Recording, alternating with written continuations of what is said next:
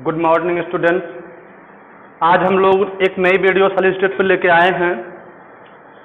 जैसा कि आप लोगों ने हमारे पूर्व वीडियो में देखा था कि सॉलिड स्टेट कितने प्रकार के होते हैं, उनकी प्रॉपर्टीज़ क्या थी, उनके केमिकल और फिजिकल प्रॉपर्टीज़ क्या थी, इन सब पर हम लोगों ने चर्चा किया। आज हम लोग बात करेंगे कि क्रिस्टल जालक क्या होते हैं।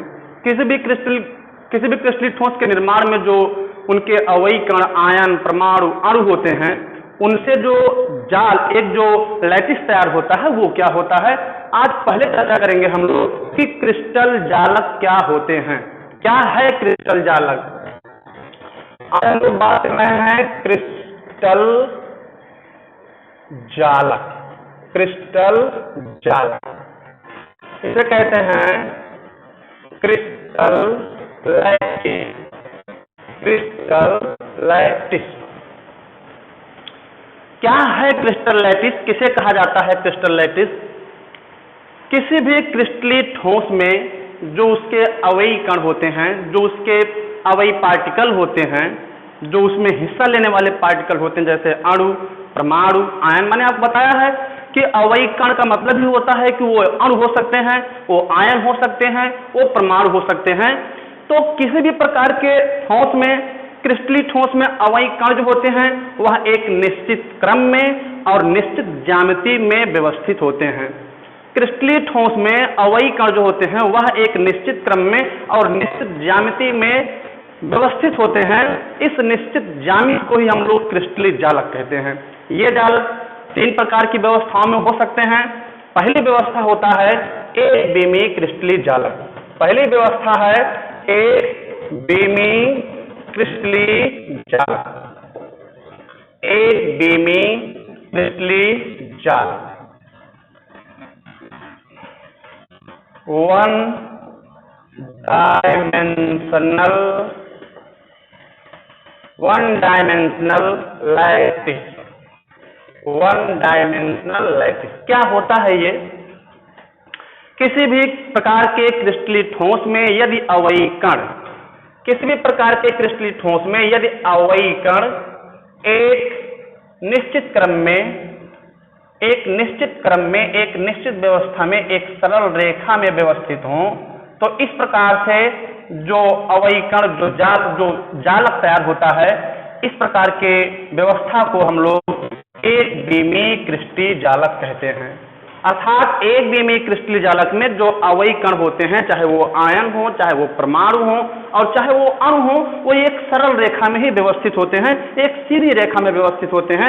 यही कारण होता है कि इन्हें वन डायमेंशनल लैटिस कहा जाता है, इन्हें वन डायमेंशनल क्रिस्टल लैटिस कहा जाता है या एक बीमी क्रिस्टलीय जालक कहा जाता है।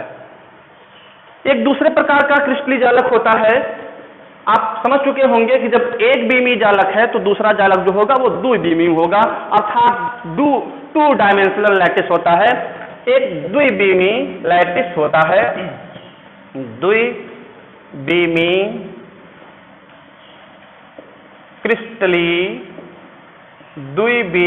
क्रिस्टलीय जालक, द्विबीमी क्रिस्टलीय जालक होता है। इसे हम लोग two dimensional lattice, crystal lattice कहते हैं। टू डायमेंशनल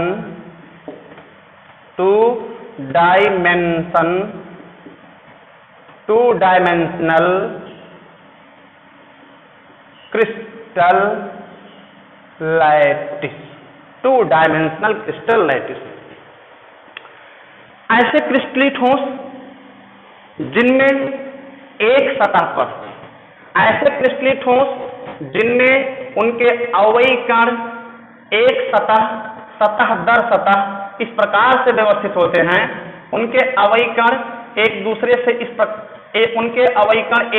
इस प्रकार व्यवस्थित होते हैं कि वह सतह दर सतह होते हैं। अर्थात ये जो होते हैं एक्स अक्ष व वाई अक्ष दोनों पर व्यवस्थित होते हैं। इस प्रकार की व्यवस्था को हम लोग द्विबीमी क्रिस्टल जालक कहते हैं। इस प्रकार की जो व्यवस्था आप देख रहे हैं, ये जो है द्विबीमी क्रिस्टल जालक होता है। क्यों? इनमें द्विबीमी क्रिस्टल जालक की व्यवस्थाएं क्या होती हैं? एक बीमी क्रिस्टल जालक की कुछ खासियत होती है, कुछ द्विविमीय क्रिस्टल जालक की भी कुछ खासियत होती हैं, कुछ विशेषताएं होती हैं। एक विमीय क्रिस्टल जालक के अवयवी कण जो भी इनसे जो भी स्पर्श करते हो, जो इनके संपर्क में रहते हो, उन्हें समन्वय संख्या कहा जाता है। जितने भी अवयवी कण किसी एक अवयवी कण के संपर्क में या उसके स्पर्श में रहते हैं, ऐसे अवयवी कणों की संख्या को, ऐसे पार्टिकल्स नंबर को हम लोग कहते हैं कि वह उनका जो है समन्वय संख्या होता है, वह उनका कोऑर्डिनेट नंबर होता है। ये कोऑर्डिनेट नंबर निर्धारित करता है। 1 विमीय क्रिस्टलीय जालक का कोऑर्डिनेट नंबर 2 होता है, क्योंकि यहाँ आप किसी भी गोले को अगर आप देखें, किसी भी आयन या अणु या परमाणु को आप देखें, तो यह दोनों एक दूसरे के संपर्क में हैं। हर एक अणु एक दूसरे से स्पर्श करता है, इसलिए इसका जो कोऑर्डिनेट नंबर है, कोऑर्डिनेटिंग नंबर है इसका, वह है 2। कोऑर्डिनेटिंग नंबर जो है इसका 2 होता है। जबकि द्विविमीय में किसी भी आप एक आयन को जब आप चेक करेंगे, ध्यान देखिए, किसी भी परमाणु को या किसी भी पार्टिकल को जब आप चेक करेंगे, तो समस्त पार्टिकल लगभग 4 अन्य पार्टिकल्स को स्पर्श कर रहा है। 1 2 3 4 प्रकार के अन्य पार्टिकल्स को स्पर्श कर रहा है, अर्थात इसका कोऑर्डिनेट नंबर, इसका जो कोऑर्डिनेटिंग नंबर है वह होगा 4। तो इस प्रकार से आप देख रहे हैं क्रिस्टलीय जालक की प्रथम व्यवस्था थी एक विमीय क्रिस्टलीय जालक, दूसरी व्यवस्था थी द्विविमीय क्रिस्टलीय जालक, और एक जो बड़ी ही इंपॉर्टेंट व्यवस्था होती है जिसके विषय में हम लोग पूरे चैप्टर में हमेशा अध्ययन करेंगे, वो है त्रिविमीय जालक। त्रिविमीय क्रिस्टलीय जालक ये क्या होते हैं, त्रिविमीय क्रिस्टलीय जालक किसे कहा जाता है, इसके विषय में हम लोगों को सीखना है, इसके विषय में हम चर्चा करने चल रहे हैं। जैसा कि हम लोगों ने देखा कि अब तक जब कोई भी कण एक सरल रेखा में व्यवस्थित था तब वह एक विमीय था। जब कोई भी कण किसी सतह पर व्यवस्थित हो गया है, अर्थात वह जो है, ये ओरिजिन पॉइंट है, ये अगर एक्सिस है, एक्स अक्ष है, ये वाई अक्ष का एक्सिस होता है, तो इस प्रकार से एक तल में जब व्यवस्थित हो जाते हैं तो वह द्विविमीय होता है। हमें पता है कि त्रिविमीय की व्यवस्था जो होती है वह एक्स अक्ष, वाई अक्ष और जेड अक्ष, ये तीनों एक प्रकार के परस्पर लंबवत होते हैं, और इस प्रकार की व्यवस्था जो होती है त्रिविमीय व्यवस्था होती है।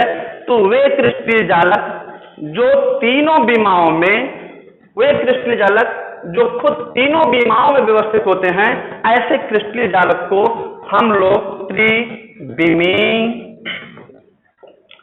क्रिस्टलीय जालक, ये three dimensional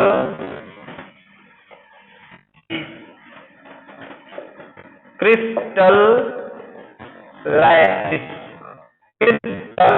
lattice, 3 dimensional crystal lattice होता है। इसकी व्यवस्था कुछ इस प्रकार से होती है कि इनके समस्त अवयवी कण सतह दर तीनों विमाओं में समान रूप से बिखरे होते हैं, समान रूप से फैले होते हैं। इनकी विमाएं तीनों विमाओं में ये समान रूप से जो है इस प्रकार से इनकी व्यवस्था होती है, और इनके अवयवी पार्टिकल्स जो होते हैं वह इस प्रकार से व्यवस्थित रहते हैं। इनके जो भी अवयवी पार्टिकल्स होते हैं, सभी अवयवी पार्टिकल इस प्रकार से सतह पर व्यवस्थित रहते हैं। अर्थात ऐसे क्रिस्टलीय ठोस जिनके अवयवी कण तीनों विमाओं में उपस्थित हों, तीनों विमाओं में व्यवस्थित होते हैं, ऐसे क्रिस्टलीय ठोस को त्रिविमीय क्रिस्टलीय ठोस कहा जाता है। ऐसे क्रिस्टलीय ठोस को त्रिविमीय क्रिस्टलीय ठोस कहते हैं। अब त्रिविमीय क्रिस्टलीय ठोस को समझने के बाद हमें यह समझना है कि किसी भी क्रिस्टलीय ठोस की जो सबसे सूक्ष्मतम, जो सबसे मिनिमम इकाई होती है, जो सबसे सूक्ष्म इकाई होती है, वो क्या होता है। अर्थात अब हम बात करने चल रहे हैं कि किसी भी क्रिस्टल ठोस की जो यूनिट सेल होता है वह क्या होता है, इकाई सेल जो होता है, यूनिट सेल क्या होता है, इसके विषय में हम लोग बात करने चल रहे हैं। तो क्या होता है यूनिट सेल, क्या होता है, ये हम लोग सीखेंगे यूनिट सेल सीखने से पहले कुछ पैरामीटर्स पर हम लोगों को ध्यान देना है, कुछ प्रकार की बीमारियों पर हम लोगों को ध्यान देना है। अब हम लोग बात करने जा रहे हैं कि किसी भी क्रिस्टल ठोस की एकक कोशिका क्या है। एकक कोशिका किसे कहा जाता है? क्या है एकक कोशिका? Unit cell. यूनिट सेल क्या होता है, इसके विषय में हम लोगों को सीखना। किसे कहते हैं हम लोग यूनिट सेल? किसी भी क्रिस्टलीय ठोस की सबसे सूक्ष्म इकाई जिसकी पुनरावृत्ति करने पर उस पदार्थ का निर्माण होता है, उस ठोस का निर्माण हो जाए, उस सूक्ष्म इकाई को हम लोग एकक कोशिका कहते हैं। किसी भी, मान लीजिए हमारे पास में एक क्रिस्टल है, एक ठोस है जो तीनों बीमाओं में पूर्ण रूप से समान रूप से तीनों बीमाओं में वितरित है। एक क्रिस्टल हमारे पास में है, एक एग्जांपल आप देख लीजिए, हमारे पास में एक क्रिस्टल है जो तीनों बीमाओं में समान रूप से व्यवस्थित है, जो तीनों बीमाओं में इस प्रकार से समान रूप से व्यवस्थित है।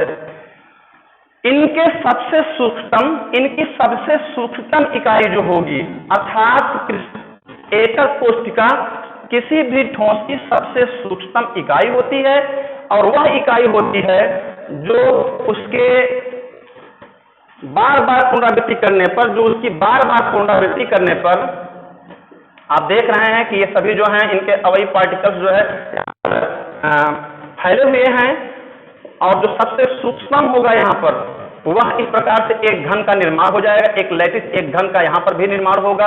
तो इस प्रकार से आप देख रहे हैं कि जो सबसे सूक्ष्म इकाई होती है वह भी क्रिस्टल के आकार की होती है, अर्थात एक क्रिस्टलीय ठोस जो होता है वह अत्यंत सूक्ष्म कणों से जो है अत्यंत सूक्ष्म क्रिस्टल से मिलकर बना होता है। उस सूक्ष्म क्रिस्टल को जिससे संपूर्ण क्रिस्टल का निर्माण होता है उसे एकक कोशिका कहा जाता है, यूनिट सेल कहा जाता है।